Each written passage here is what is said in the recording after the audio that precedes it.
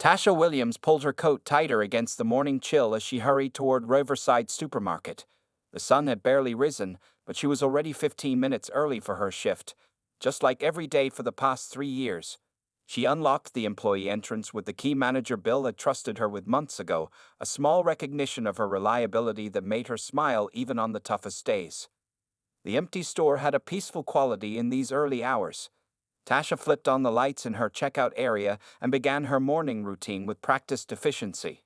She counted her register drawer, wiped down her conveyor belt, and made sure she had enough receipt paper to last the day. "Early again, I see," commented Bill, the morning supervisor, as he walked by with a clipboard. "I swear, Tasha, you're more dependable than the clock on the wall." Tasha smiled warmly. "Just doing my job, Bill. Is there anything special you need help with before we open?" Bill shook his head with appreciation. "You've already done more than most, but no, we're good. Oh, you finished that application for the assistant manager position. Today's the deadline."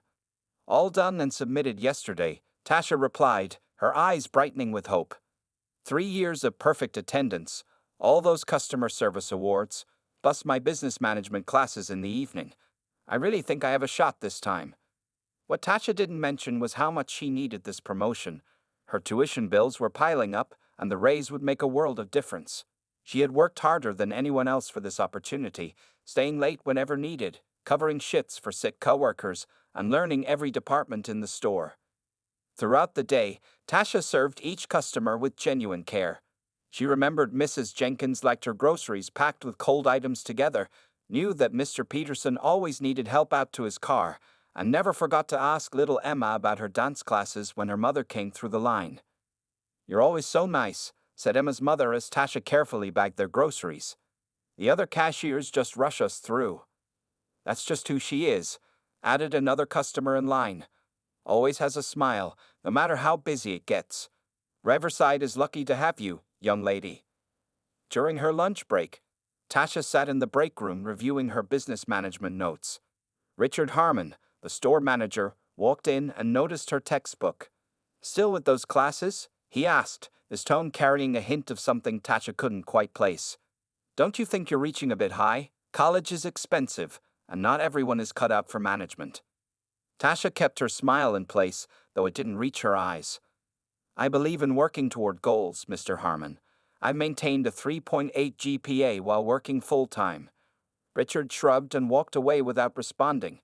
Tasha had noticed he often made such discouraging comments to her and the other two black employees, while he regularly praised the ambitions of white staff members. As she returned to her register, Tasha spotted Brian, a newer employee who had started only 8 months ago.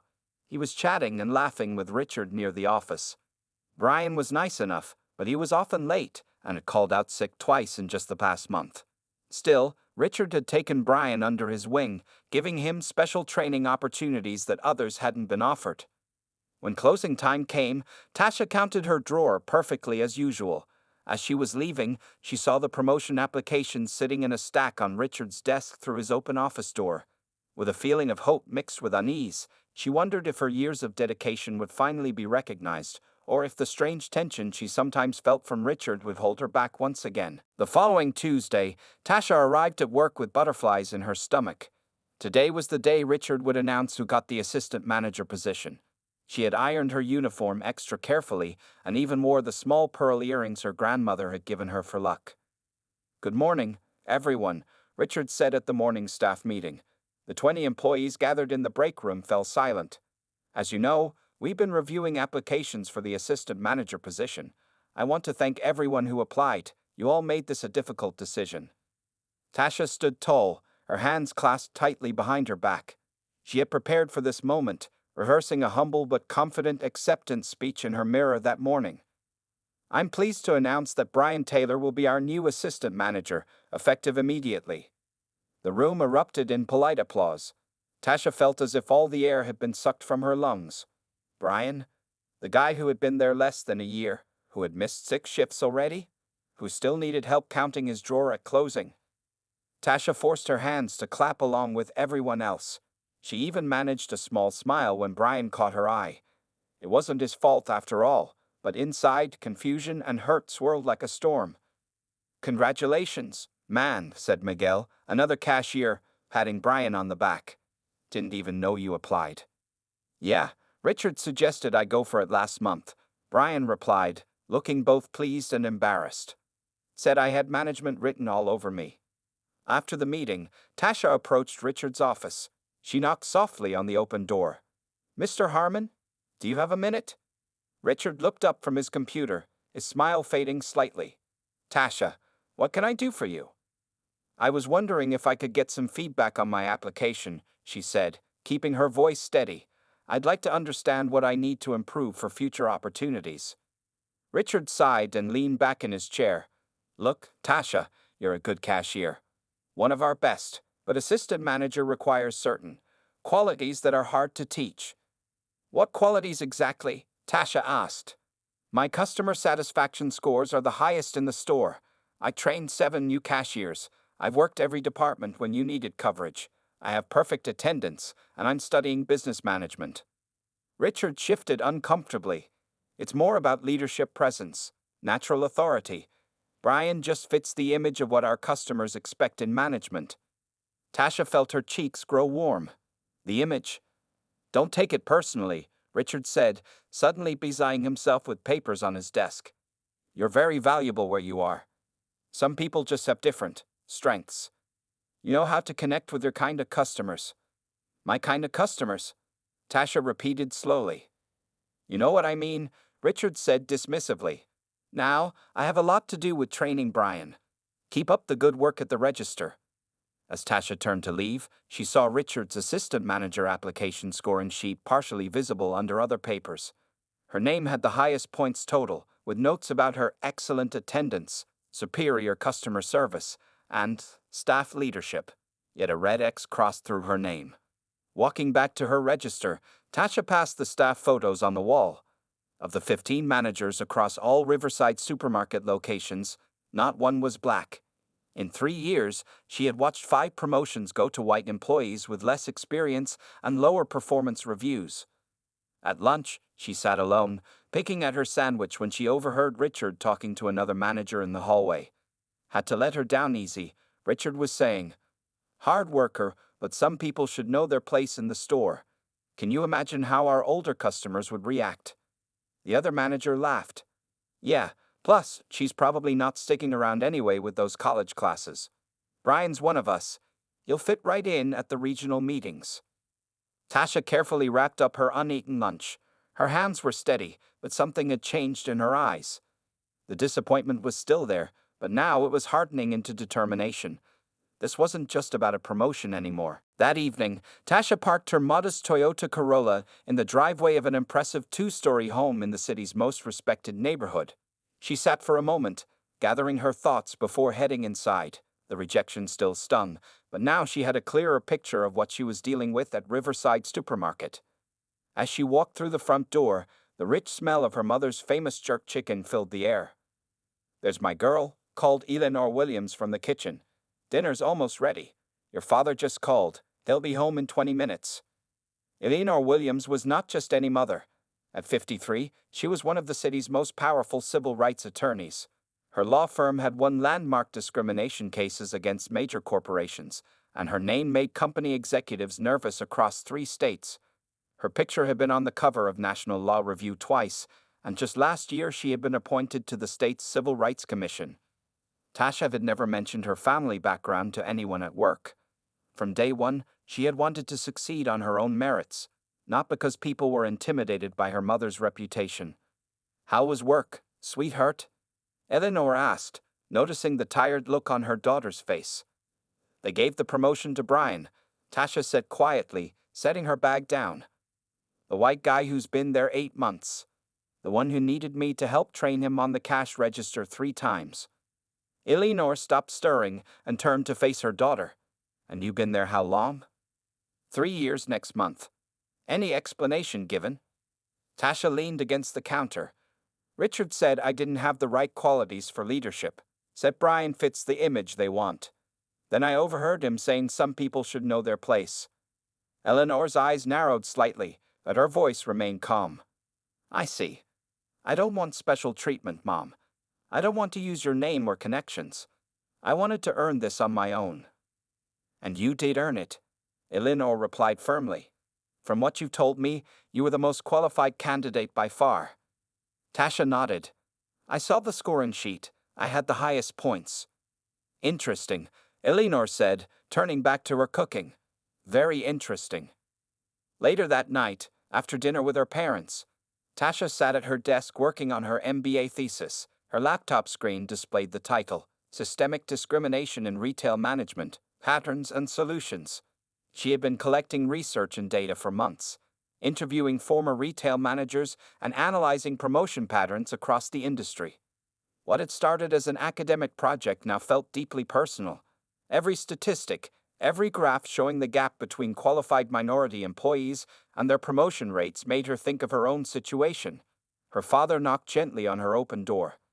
James Williams, a respected economics professor at the State University, carried 2 cups of tea.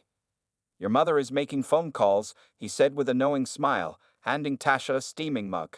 I haven't seen that look in her eyes since the Westfield department store case. I told her I don't want her involved, Tasha sighed. She respects that, her father assured her, but she's proud of you for standing your ground. We both are.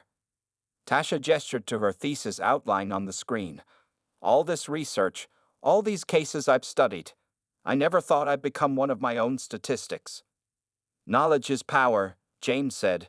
Most people in your situation don't have your background, your education, or your resources. He was right. Most cashiers facing discrimination didn't have an MBA nearly completed. They didn't understand the legal definition of workplace discrimination or how to document it properly. And they certainly didn't have one of the country's top civil rights attorneys at their dinner table. Richard Harmon had no idea who he was really dealing with. He saw Tasha as just another black cashier who could be easily overlooked and kept in her place. He had judged her by her uniform and skin color, never bothering to learn about her education, her family, or her understanding of employment law.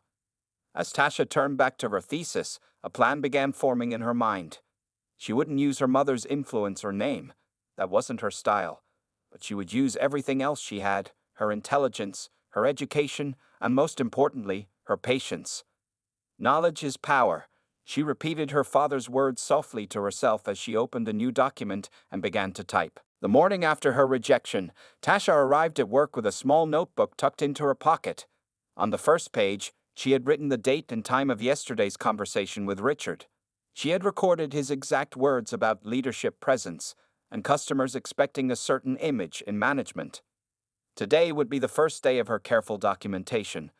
Her mother had always told her that discrimination cases were won and lost on details. Morning, Tasha, said Miguel as he clocked in beside her. Sorry about the promotion. Everyone knows you deserved it. Thanks, she replied with a small smile. Have you been here long enough to remember any other people of color applying for management positions? Tasha made mental notes to add to her notebook later. Did anyone ever say why? Not really. Gabriella quit right after. Works at Central Market now. I think she's a department head there. During her break, Tasha pulled out her phone and created a spreadsheet. She listed every current manager at Riverside. All white. Then she began adding every promotion she could remember in her 3 years there. A clear pattern emerged. After her shift, Tasha drove to the public library. Using their computers, she researched employment law and printed several articles about workplace discrimination. She also found Riverside Supermarket's own corporate policy, which proudly claimed to provide equal opportunity to all qualified employees regardless of race, gender, or background. Fine words, she murmured to herself as she printed the page. The next day, Tasha came prepared with small sticky notes hidden in her pocket. During her lunch break, she casually walked by the store's bulletin board where employee records were posted. Years of service were listed next to each name. She quickly wrote down the information. Over the next 2 weeks, Tasha built her case methodically. Monday, she recorded how Brian, the new assistant manager, made 3 cash register errors that she was asked to fix. Tuesday, she documented how Richard denied her request for a schedule change to attend an important class but approved a similar request from Lisa, a white cashier, an hour later. Wednesday, She noted how Richard praised Brian publicly for a display that Tasha had actually set up before her shift. Thursday, she overheard and recorded Richard telling Brian that he saw real management potential in him and that he could be the face of Riverside someday. Friday, she watched as Richard assigned the more pleasant front registers to white employees while relegating minority staff to the back registers and return desk. The following week, Tasha began talking to current and former employees. She was careful and casual in her approach. Remember when Darius applied for night manager last year? She asked an older employee in the break room. Whatever happened with that? Same thing that always happens, the woman replied with a tired look. They found some reason why he wasn't ready. He's working at Target now, as a manager. By the end of the month, Tasha had filled her notebook with dates, times, incidents, and patterns. She had documented 17 instances where Richard had treated employees differently based on their race. She had compiled promotion statistics showing that 0% of management positions had gone to people of color despite making up 40% of the qualified staff. One evening, as she organized her evidence at home, her mother passed by her room. "That's quite the investigation you've got there," Eleanor observed, glancing at the carefully arranged papers.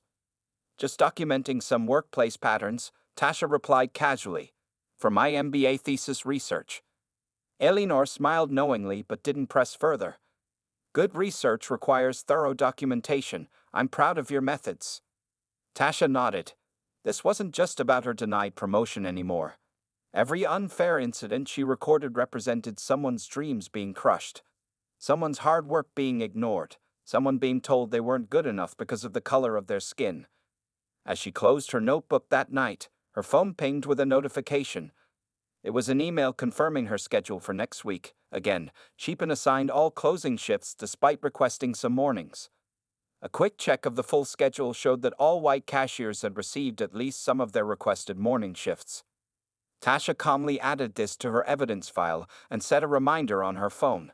Tomorrow was the day Richard would be doing Brian's first performance review as assistant manager, and Tasha planned to be nearby, notebook ready. 3 months had passed since Brian's promotion.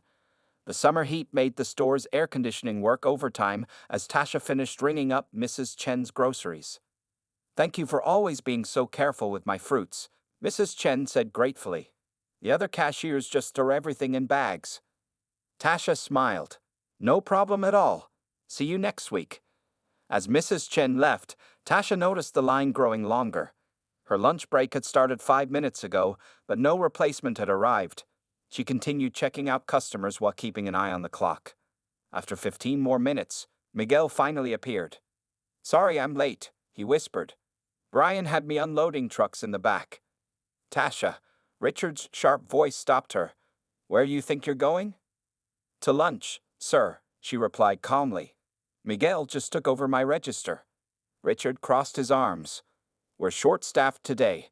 Lunch breaks are being shortened to 15 minutes. "I wasn't informed of this," Tasha said. "And I've already lost 15 minutes waiting for my replacement. Are you arguing with me?" Richard's voice rose slightly, loud enough for nearby customers to turn and look. "No, sir," Tasha replied evenly. "Just clarifying that I only have 15 minutes remaining anyway." "Well, now you have 10, Richard snapped. "And next time check the schedule board before questioning management decisions." Tasha felt heat rising in her cheeks, but kept her expression neutral. "Yes, sir." She walked to the break room, where she found Brian eating a sandwich and scrolling through his phone. Her heart sank when she saw the schedule board. There was no mention of shortened lunch breaks. In the 10 minutes she had left, Tasha quickly ate half her sandwich and made notes in her small notebook about the incident.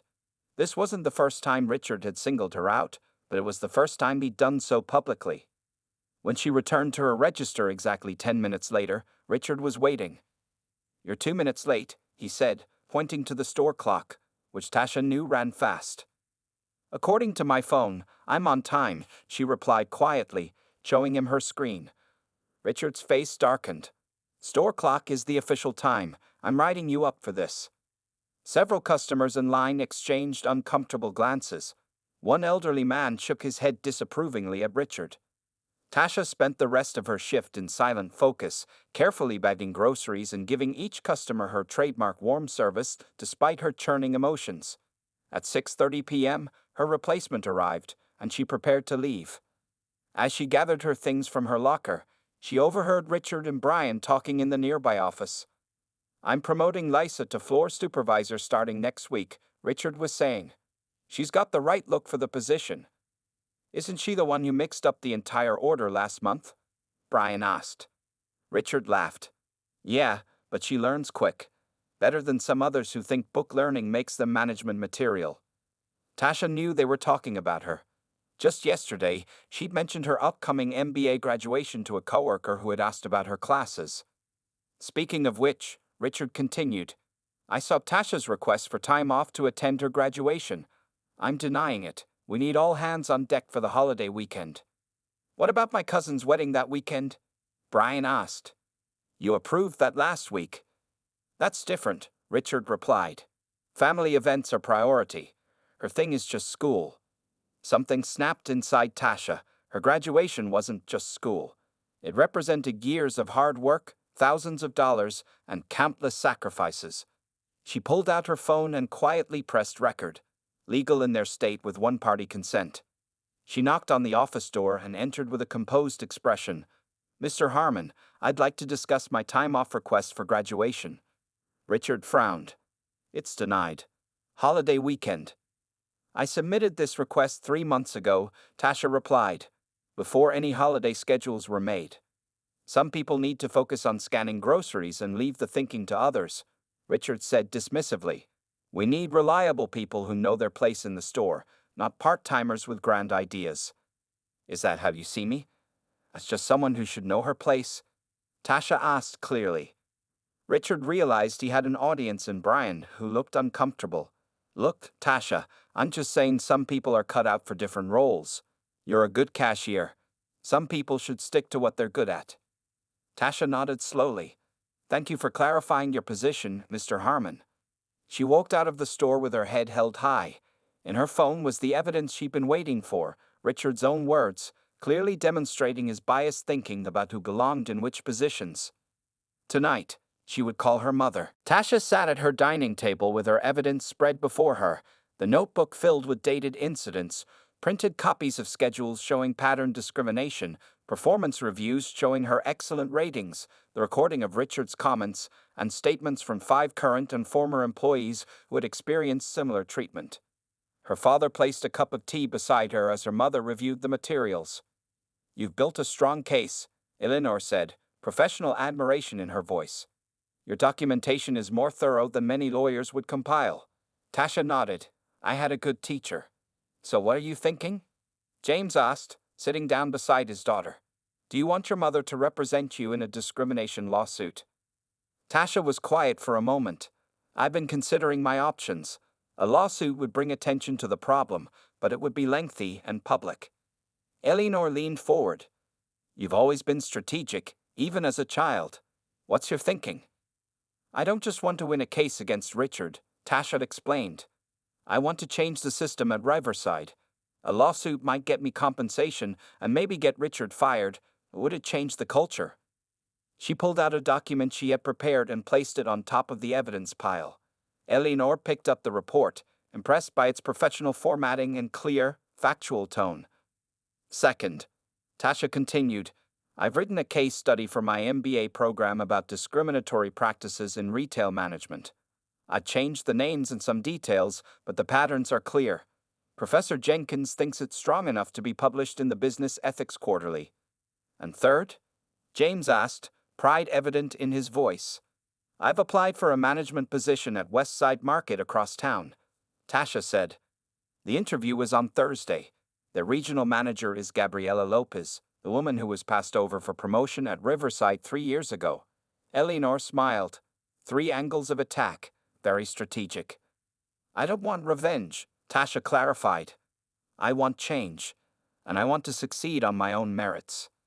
That night, Tasha polished her corporate report one final time before sending it via certified mail to Riverside's regional headquarters. She marked the envelope "Confidential." "Attention Human Resources Director." Inside, she included all of her evidence along with a clear letter outlining the issues and requesting 3 specific actions: a full review of promotion practices, a comprehensive diversity training program, and reconsideration of her own promotion case. Unlike a lawsuit, which would take months or years to resolve, this approach might bring quicker results. She knew corporations feared public relations damage more than legal battles. 2 days later, Tasha arrived at Westside Market for her interview. The store was bright and well organized, with a noticeably diverse staff. Ms. Williams, Gabriela Lopez greeted her warmly. "Your resume is quite impressive. MBA almost completed, 3 years of retail experience, excellent references from customers." "Thank you for considering me," Tasha replied professionally. "I notice you're currently employed at Riverside," Gabriela observed. "May I ask why you're looking to leave?" Tasha had prepared for this question. "I'm seeking growth opportunities in an environment that values diversity and merit-based advancement." Gabriela's expression showed understanding. "We pride ourselves on exactly that at Westside. Our management team reflects our community's diversity." The interview continued smoothly, with Tasha demonstrating her knowledge of retail operations, staff management, and customer service strategies. As they concluded, Gabriela asked one final question. "Your MBA thesis on workplace discrimination in retail is fascinating. What inspired that topic?" "Personal observation and academic interest," Tasha replied carefully. "I believe that successful businesses must draw talent from all backgrounds." Gabriela nodded. "I couldn't agree more. We'll be in touch very soon, Ms. Williams." As Tasha left Westside Market, her phone rang. It was a number she didn't recognize with the area code for Riverside's corporate headquarters. "Hello, Ms. Williams. This is Janet Reynolds, Regional Director for Riverside Supermarkets. We've received your report and would like to discuss it with you as soon as possible. Would tomorrow morning work for you?" Tasha smiled. Yes, tomorrow morning would be perfect. She hung up feeling a quiet confidence. She hadn't used her mother's name or connections. She hadn't filed a lawsuit. She had simply presented the truth, professionally and methodically. As she drove home, she realized her MBA classes on strategic business communication had been just as valuable as her knowledge of employment law. Sometimes, the most effective path to justice wasn't the most obvious one. Richard Harmon was having a normal Tuesday morning. He had arrived at 8:00 a.m. sharp, reviewed the previous day's sales numbers, and was now enjoying his second cup of coffee while Brian updated him on the weekend inventory. "And we're still short on the organic produce," Brian was saying. "The supplier says." The phone on Richard's desk rang, interrupting their conversation. He picked it up with slight annoyance. "Riverside Supermarket, Manager Richard speaking." His expression changed immediately. "Yes, Ms. Reynolds. Of course.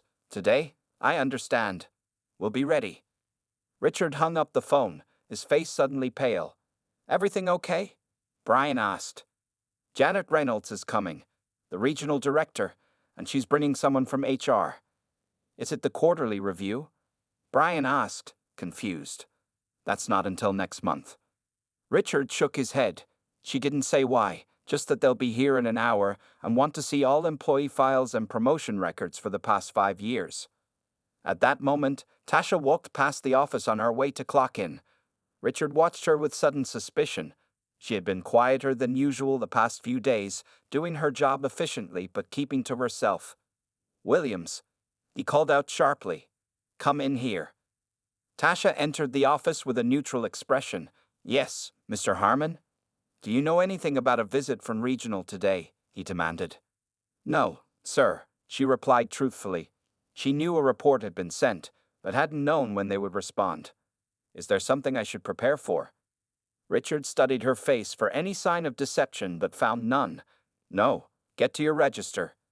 Exactly 1 hour later, a sleek black SUV pulled into the parking lot. Janet Reynolds, a tall black woman in her 50s wearing a sharp business suit, stepped out. Behind her came Marcus Chen, the company's HR director. Richard rushed to meet them at the entrance, his smile overly bright. "Ms. Reynolds, Mr. Chen, welcome to our store." Janet's handshake was brief and professional. "Richard, we need to use your office immediately, and we'll need all employee files brought there." Of course, Richard said nervously. May I ask what this is about? We'll discuss that in private, Janet replied crisply. For the next 3 hours, Janet and Marcus remained closed in Richard's office, occasionally calling in different employees for brief conversations. They spoke with Miguel, then Lisa, then 3 other staff members. Tasha continued working her register, watching from a distance. She noticed Richard pacing outside his own office, looking increasingly anxious.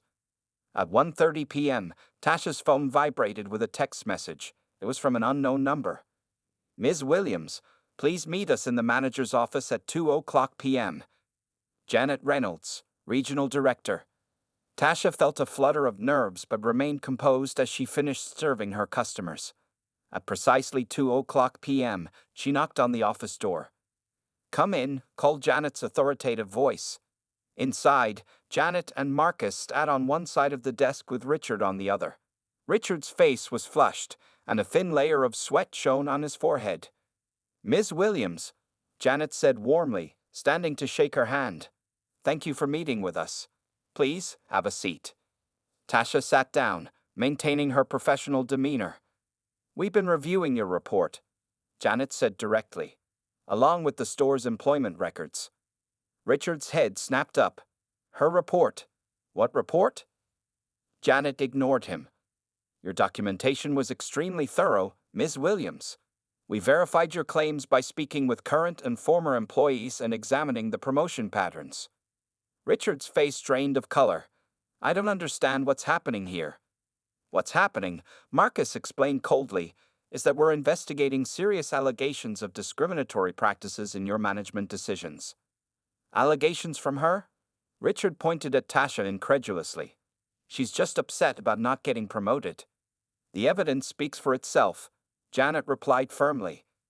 0 minority promotions in 5 years despite qualified candidates. Differential treatment in scheduling and discipline. And most concerning, your own recorded statements about employees knowing their place and certain people having the right look for management. Richard stared at Tasha in disbelief. You recorded me? That's illegal. Not in this state, Marcus corrected. It's a one-party consent state. Janet turned to Tasha. Ms. Williams, we owe you an apology. Your qualifications clearly merited the promotion you were denied. But more importantly, we're grateful you brought these systemic issues to our attention in such a professional manner. What happens now? Tasha asked calmly. 6 months had passed since the day Janet Reynolds had offered Tasha the assistant manager position. The morning sun streamed through the windows of Riverside Supermarket as Tasha unlocked the main doors. On her navy blue blazer, a shiny name tag read, Tasha Williams, Store Manager. Her promotion to store manager had come just 3 weeks ago, after she had successfully transformed the store's culture as assistant manager. Under her leadership, sales had increased by 15%, and employee turnover had dropped to its lowest rate in 5 years. Good morning, Ms. Williams, greeted Amir, the new assistant manager she had promoted from the produce department. His selection had been based purely on his excellent work record and leadership skills. Morning, Amir. Is everything ready for the visitors today? Tasha asked, checking her watch. Yes, ma'am. The conference room is set up, and the presentation is loaded on the computer.